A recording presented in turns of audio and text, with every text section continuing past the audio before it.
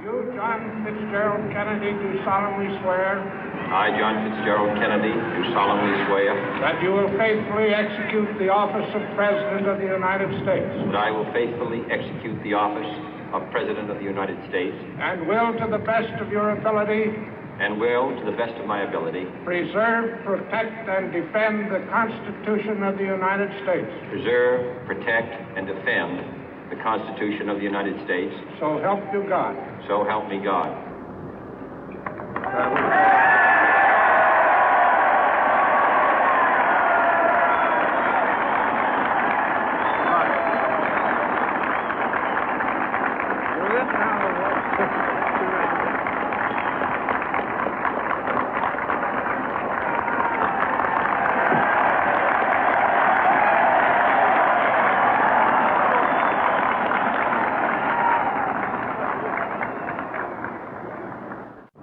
Vice President Johnson, Mr. Speaker, Mr. Chief Justice, President Eisenhower, Vice President Nixon, President Truman, Reverend clergy, fellow citizens. We observe today not a victory of party, but a celebration of freedom, symbolizing an end as well as a beginning, signifying renewal as well as change. For I have sworn before you and Almighty God the same solemn oath our forebears prescribed nearly a century and 3/4 ago. The world is very different now, for man holds in his mortal hands the power to abolish all forms of human poverty and all forms of human life. And yet the same revolutionary beliefs for which our forebears fought are still at issue around the globe. The belief that the rights of man come not from the generosity of the state, but from the hand of God. We dare not forget today that we are the heirs of that first revolution.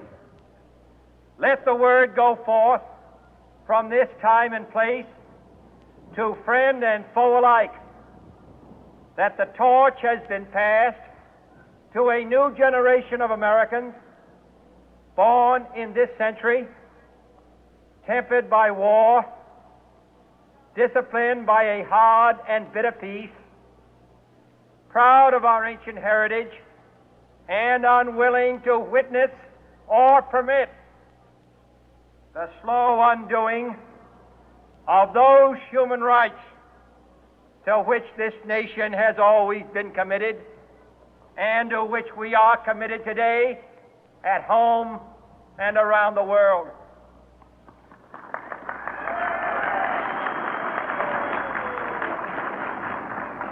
Let every nation know, whether it wishes us well or ill, that we shall pay any price, bear any burden, meet any hardship, support any friend, oppose any foe to assure the survival and the success of liberty.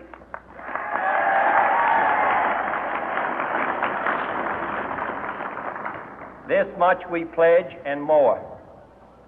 To those old allies whose cultural and spiritual origins we share, we pledge the loyalty of faithful friends. United, there is little we cannot do in a host of cooperative ventures. Divided, there is little we can do, for we dare not meet a powerful challenge at odds and split asunder. To those new states whom we welcome to the ranks of the free, we pledge our word that one form of colonial control shall not have passed away, merely to be replaced by a far more iron tyranny. We shall not always expect to find them supporting our view, but we shall always hope to find them strongly supporting their own freedom, and to remember that in the past, those who foolishly sought power by riding the back of the tiger ended up inside.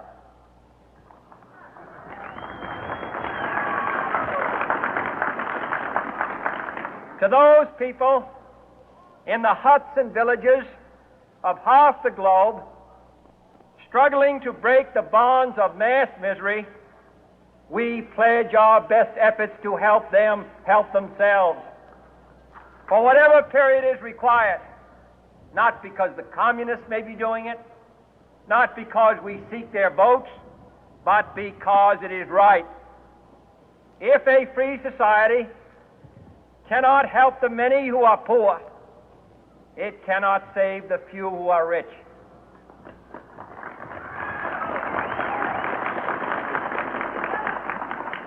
To our sister republics south of our border, we offer a special pledge to convert our good words into good deeds, in a new alliance for progress, to assist free men and free governments in casting off the chains of poverty.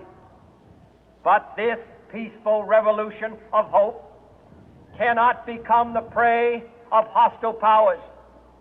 Let all our neighbors know that we shall join with them to oppose aggression or subversion anywhere in the Americas. And let every other power know that this hemisphere intends to remain the master of its own house.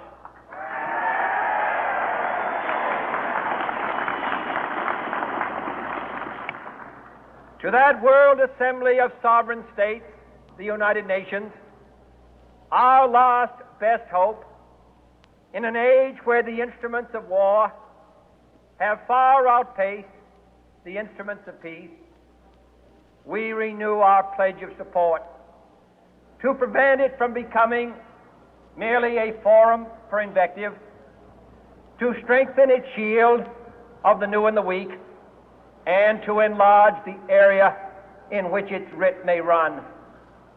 Finally, to those nations who would make themselves our adversary, we offer not a pledge, but a request that both sides begin anew the quest for peace. Before the dark powers of destruction, unleashed by science, engulf all humanity in planned or accidental self-destruction, we dare not tempt them with weakness, for only when our arms are sufficient beyond doubt can we be certain beyond doubt that they will never be employed. But neither can two great and powerful groups of nations take comfort from our present course, both sides overburdened by the cost of modern weapons, both rightly alarmed by the steady spread of the deadly atom, yet both racing to alter that uncertain balance of terror that stays the hand of mankind's final war. So let us begin anew, remembering on both sides that civility is not a sign of weakness, and sincerity is always subject to proof. Let us never negotiate out of fear, but let us never fear to negotiate.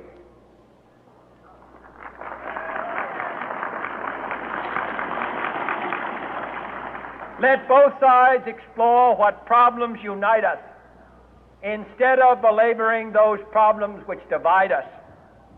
Let both sides, for the first time, formulate serious and precise proposals for the inspection and control of arms, and bring the absolute power to destroy other nations under the absolute control of all nations.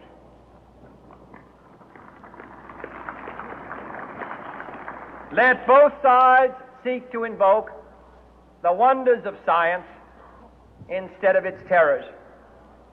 Together, let us explore the stars, conquer the deserts, eradicate disease, tap the ocean depth, and encourage the arts and commerce. Let both sides unite to heed in all corners of the earth the command of Isaiah to undo the heavy burden and let the oppressed go free. And if a beachhead of cooperation may push back the jungle of suspicion, let both sides join in creating a new endeavor, not a new balance of power, but a new world of law, where the strong are just and the weak secure and the peace preserved. All this will not be finished in the first 100 days, nor will it be finished in the first 1,000 days, nor in the life of this administration, nor even perhaps in our lifetime on this planet. But let us begin.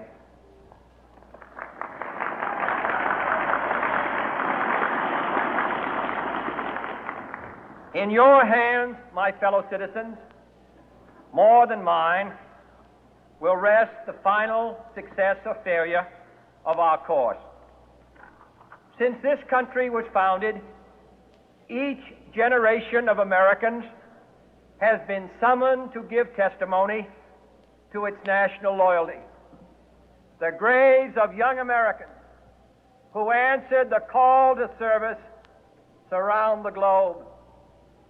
Now the trumpet summons us again, not as a call to bear arms, though arms we need, not as a call to battle, though in battle we are, but a call to bear the burden of a long twilight struggle, year in and year out, rejoicing in hope, patient in tribulation, a struggle against the common enemies of man, tyranny, poverty, disease, and war itself.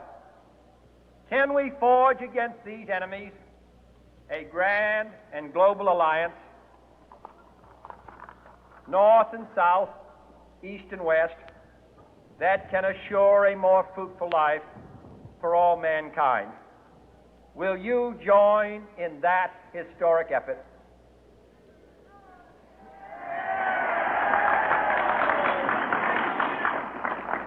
In the long history of the world, only a few generations have been granted the role of defending freedom in its hour of maximum danger.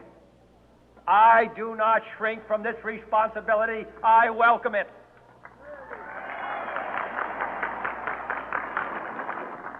I do not believe that any of us would exchange places with any other people or any other generation. The energy, the faith, the devotion which we bring to this endeavor will light our country and all who serve it.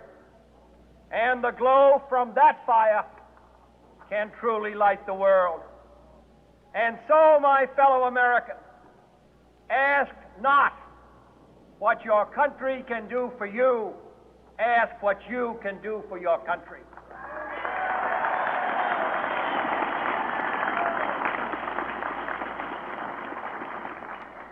My fellow citizens of the world, ask not what America will do for you, but what together we can do for the freedom of man.